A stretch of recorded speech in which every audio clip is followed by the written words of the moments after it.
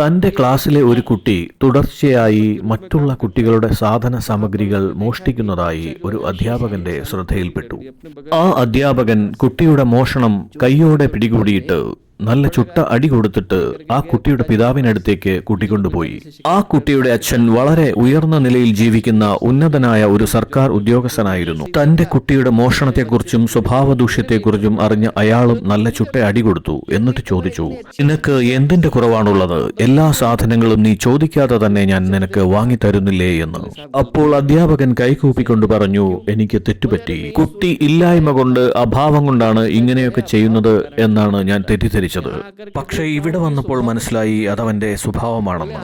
നിങ്ങൾ അമിതമായ ലാളന കൊണ്ട് അവനു ചുറ്റും സുഖ സൗകര്യങ്ങളുടെ ഒരു അന്തരീക്ഷം സൃഷ്ടിച്ചിരിക്കുന്നു. കുടുംബാന്തരീക്ഷം അനർഹമായ ആർഭാടങ്ങളിൽ നിറയുമ്പോൾ ഒരു വ്യക്തി ജീവിതത്തിന്റെ മൂല്യങ്ങളും ലക്ഷ്യങ്ങളും മറന്ന് ജീവിക്കാൻ തുടങ്ങുന്നു.